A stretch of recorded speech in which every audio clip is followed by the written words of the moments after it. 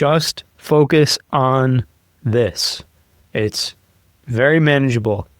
2 platforms, TikTok and Instagram, and a couple different formats, 4 different format pillars to be specific. Your e-commerce, your editorial, your lifestyle, and your founder content. If you post all 4 of those, I guarantee you'll make some sales. You collect user-generated comment from the early customers and from your friends and family that you gave pieces to. And then you just keep posting on social media. What's up, everybody? Welcome back to another video. In today's video, we're going to be answering this question in my free Skool group, Fashion Brand Vault. It's going to break down some clothing brand strategy for starting a brand and doing the first drop. If you don't know who I am, I'm Chris Strago. I run a brand called Pathos of Things. I've been building it in public and sharing my process on my YouTube channel and my Instagram.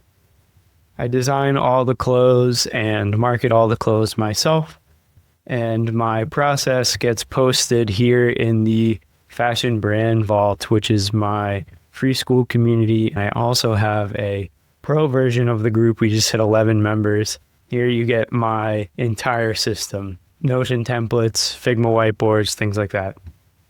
But today, I'm just going to focus on answering this really awesome question from Quarter Hop in the free Fashion Brand Vault group.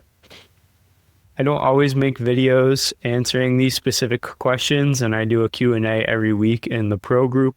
But sometimes when a user asks a really awesome question, and I think it makes great material for a video, I might make a video about it. So Quarter said, "Hello everyone, I am preparing the launch of my clothing brand, and I figured it would be great to get some advice from people that have already done it. What are some things you guys did that were successful in marketing and launching your brand? What are some things you would do differently if you could go back in time with the knowledge you have now? Any resources or tips?" So this is a great question, and it's something that I've actually been thinking about in my own time a lot recently, which I'll get to. But first I want to read my response. It's a little long, and I'm going to actually break this down into a Figma whiteboard in this video. I said, "Hey, welcome to the group. There's a specific piece of advice that I wish I knew earlier that I've been beating myself up about for a while. Start with 1 to 3 pieces. You don't know what your market wants until you test. Next, focus on high leverage pieces. If I was starting from scratch, I'd only make samples of a hoodie, and I'd work on getting that hoodie perfect and cool and specific to my style. Hoodies sit at the intersection of streetwear, athleisure, and luxury basics. There are infinite ways to make a hoodie different. It just takes creativity. Next, I'd sell a hat, low cost of goods sold with high margins, and can be styled with the hoodie for a fit bundle. Next in the hierarchy of high impact versus low impact would be baggy jeans or cargo pants. And then after that would be a leather accessory like a technical crossbody bag, which have pretty high demand and high margins for luxury and premium brands. Small leather goods and accessories tend to make the most profit. I released a leather crossbody bag in 2023, and I still wear it every day in 2025. The momentum from these pieces will unlock revenue and some cash flow, which then opens possibilities for full cut and sew collections. It's very hard to release a full cut and sew collection without cash flow already or an investor. And a good investor is impossible to attract without proof of sales first. Thank you, Chris. Would you say starting out with hoodies is better than t-shirts? And I said, I guess that depends on a few things. Have you already manufactured the shirts? If not, I'd pivot to hoodies. Design a killer hoodie that is unique to you for fall/winter and order a sample ASAP. For reference, it's currently July. By the time you're ready for launch with content, I'd order a 50-piece bulk order of the super cool hoodie, get some cool packaging, gift some pieces in the cool packaging to friends and family, get video clips, photos, and reviews of friends on social media and on the brand's website. Then do a big Black Friday sale to try and sell out the rest of the bulk order you have left after gifting. Get more reviews, post about it on social media like "we're sold out" to build hype, collect more UGC, and then scale with ads. And then while filming this video, Quarter replied, "That's actually really smart. Right now, we already did our bulk order on t-shirts and it's currently on a ship on its way to the US. And we already received all our packaging materials. Right now, we have funds to spend on ads, but we've never used any ads or begun posting content yet. We have about 30 days before our shipment on shirts come in. In your experience, what would be our best bet in terms of advertising and content on social media?" Okay, so let's do a couple things. Let's jump into Figma. I'm going to build out this entire flow, and then I'm going to answer Quarter's most recent question. Okay, so here I'm in Figma. Oh, spoiler alert, that's a TikTok shop strategy document I'm work on more and break down in a future video. But for now, let's just create a FigJam board. And we're going to call this one product launch strategy. Okay, so first things first, for our collection, let's make a little box here and then this will be our collection. And in our collection, we want 1 to 3 products. We have our hero product and then the supporting products here. So the hero product is the red one, and then supporting product, and then the supporting product. Okay. The hero product is the highest leverage. So for this, we're going to strictly think about hoodies and t-shirts for this. Okay, what do I mean by highest leverage? Well, at least if we're doing streetwear, which I picked for this example, high leverage products have universal demand and high perceived value. Hoodies, like I said before, they sit at the intersection of streetwear, leisure, and luxury basics. A premium hoodie could definitely retail $400 if it's unique and thoughtfully designed and you have great content for it. This also gives you some margin room if you end up doing a big sale on your website during a holiday, or if you sell stock to retail locations. They also stay relevant for years. Hoodies never really go out of style. For example, the Supreme Box logo hoodie, the Fear of God Essentials hoodie, those get sold year round, no matter what. People buy multiple, right? I don't just wear the same hoodie every day, especially in the winter. I'll have a rotation of hoodies, to be honest. They're content friendly. They photograph well on the street, in the studio, and as flat light images. One sample of a hoodie or a t-shirt can fuel dozens of TikTok or Instagram Reels posts before the launch. We're going to call this the repeat purchase flywheel. And then the last point I want to put here is high margins and cash flow. Okay, so now let's build the roadmap on how this actually gets executed. In part 1, we have the prototype. Build one sample with your epic design.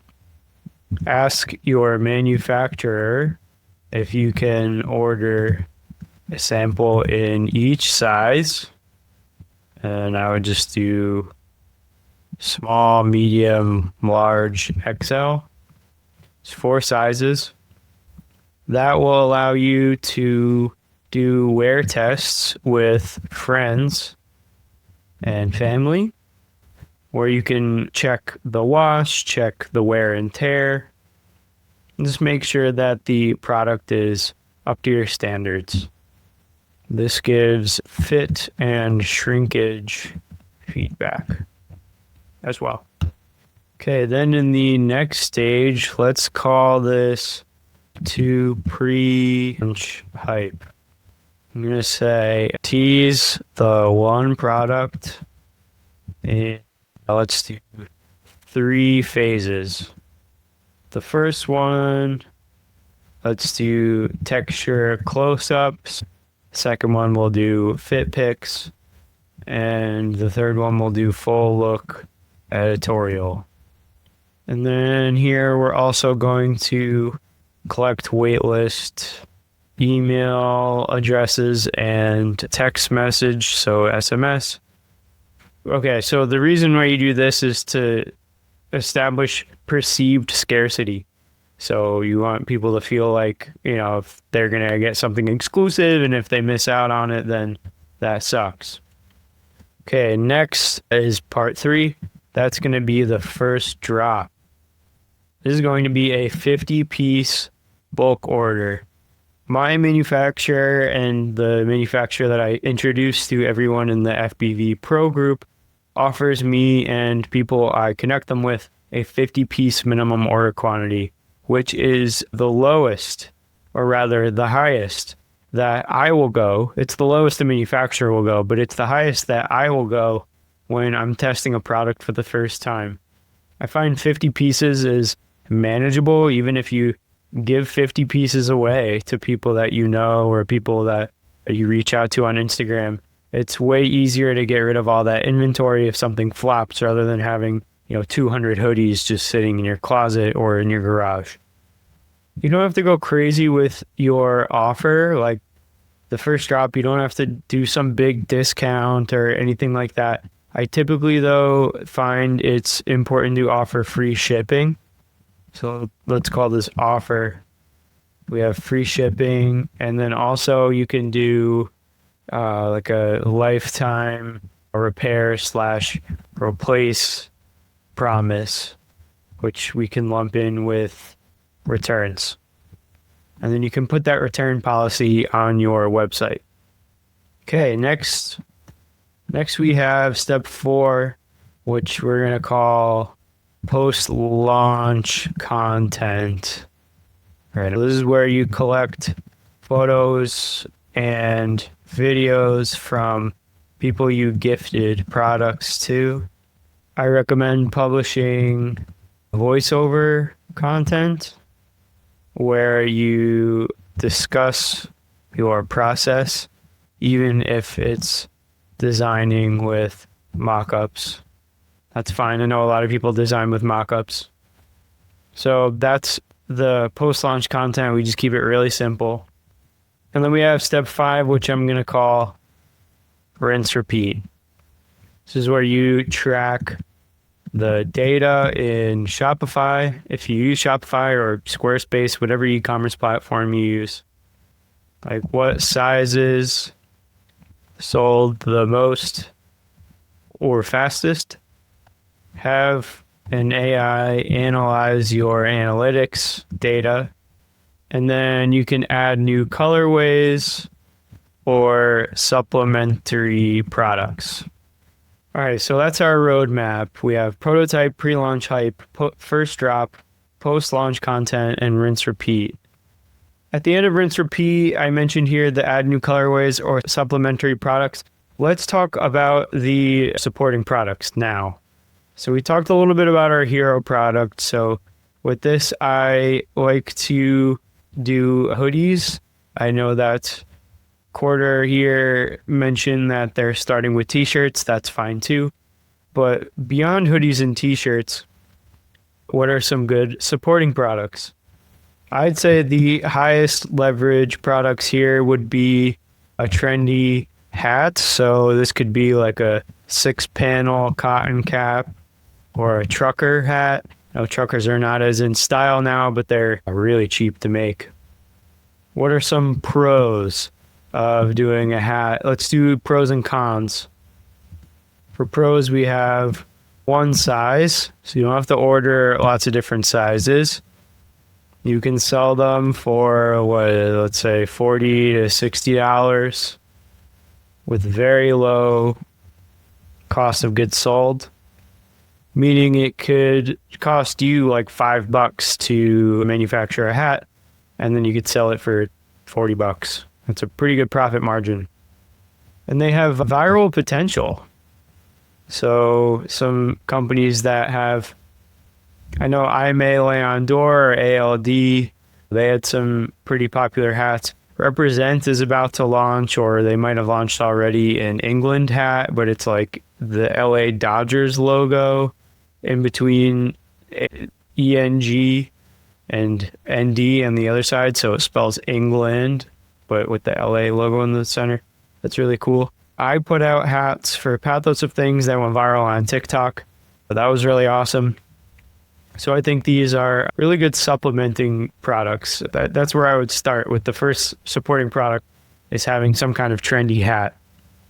But what are some cons of having a trendy hat? Well, they just can't be sold for as much as a jacket or a pair of jeans.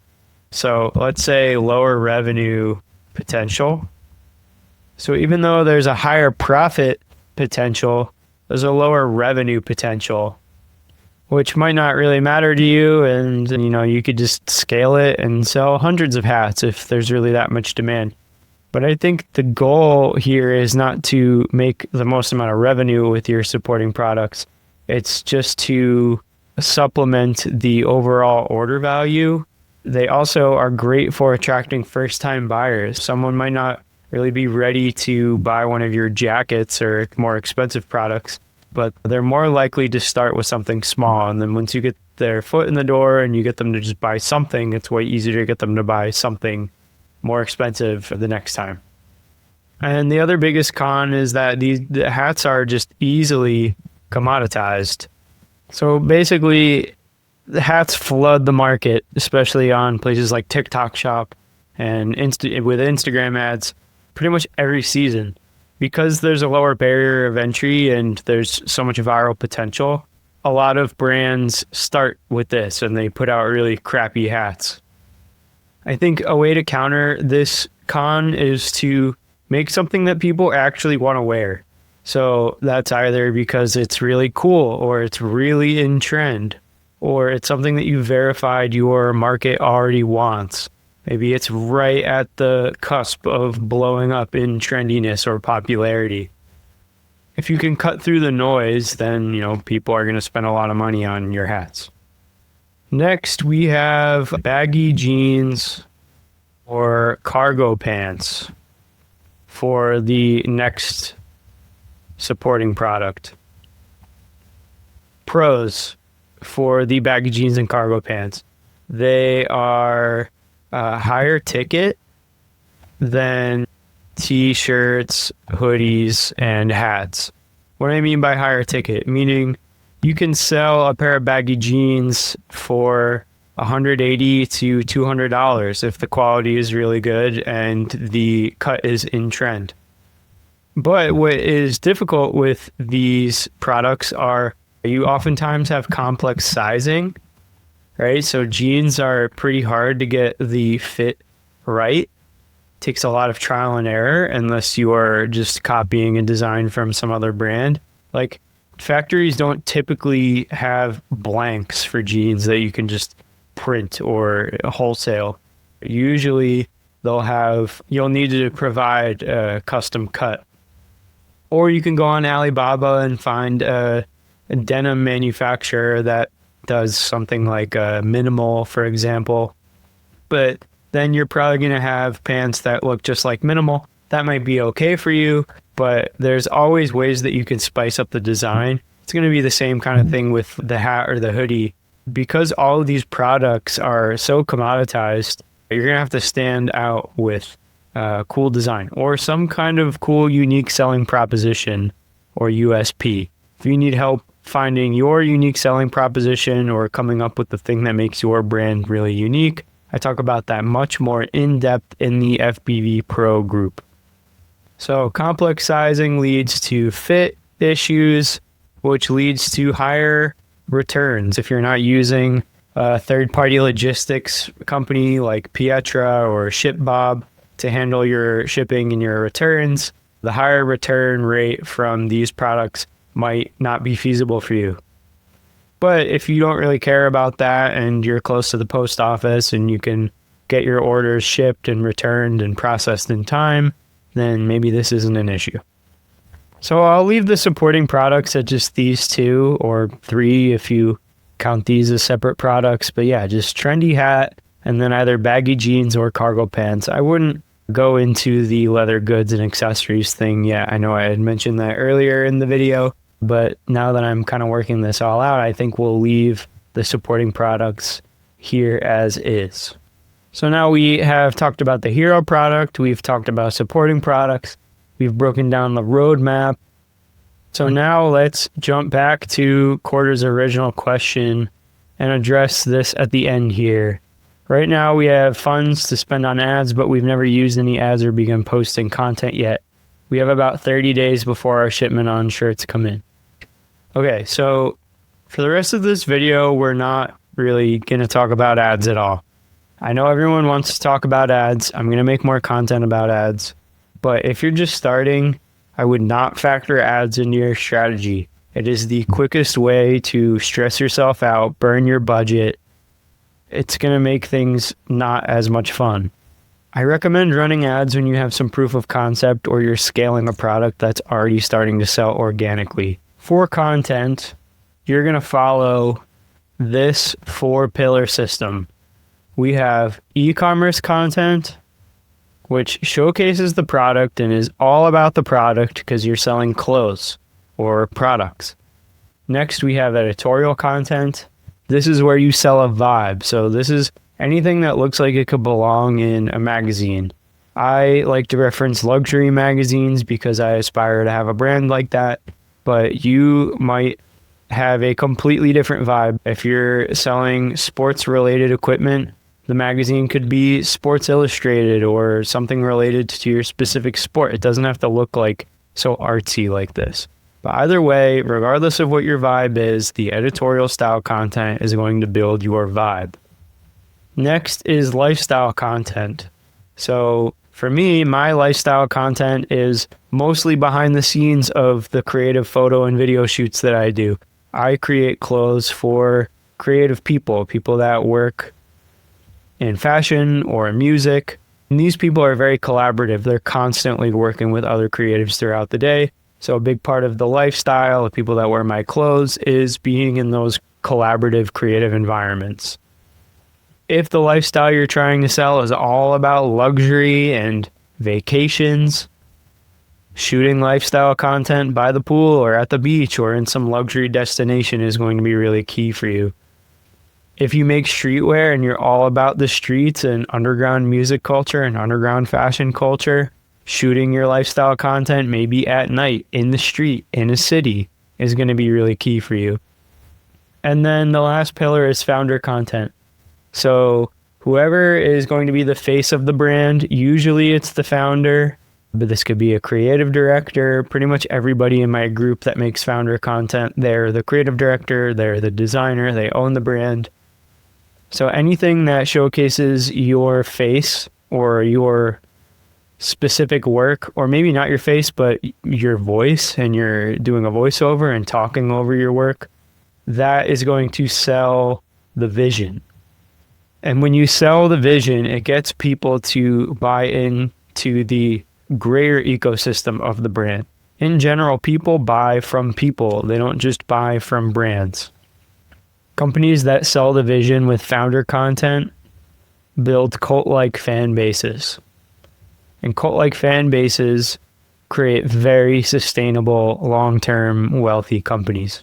Then once you have created all these different types of content, you want to post them on your socials and post them on your website. So we have social media and we have website content. The social media content, let's just start with TikTok and IG. We'll do carousel and feed, vertical video, and Reels tab. And for website content, we're going to do square product photos. That's very important. 2048 by 2048. And we're going to do horizontal video. You can also do vertical video, but I think that's a little more casual. If you do streetwear, if you do low ticket women's clothing like cheap shoes or just very disposable fast fashion, adding vertical video to your website and optimizing for mobile is great. If you're trying to have a little bit more of a premium image or vibe, I think horizontal video on your website for desktop and mobile is going to make the site look very pro. Just focus on this. It's very manageable. 2 platforms, TikTok and Instagram, and a couple different formats, 4 different format pillars to be specific. Your e-commerce, your editorial, your lifestyle, and your founder content. If you post all 4 of those, I guarantee you'll make some sales. You collect user-generated comment from the early customers and from your friends and family that you gave pieces to. And then you just keep posting on social media. You will figure out what works for your pricing and what content resonates the best with your audience through trial and error as you do it. I can make 1 million of these whiteboards and do 1 million conference calls and consulting calls, but no amount of planning in the world is going to replace what you gain just from doing and trial and error. So this is where I will leave it for video, question analysis, breakdown. I hope you, the viewer, enjoyed. If you did enjoy, please like and subscribe. It helps me out a lot.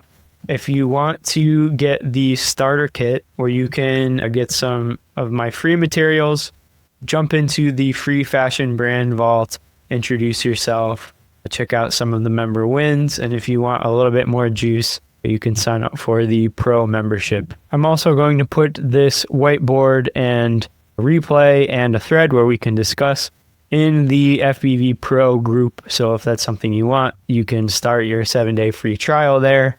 Either way, I look forward to connecting with you again. My name is Chris Drago, and I will see you in the next one.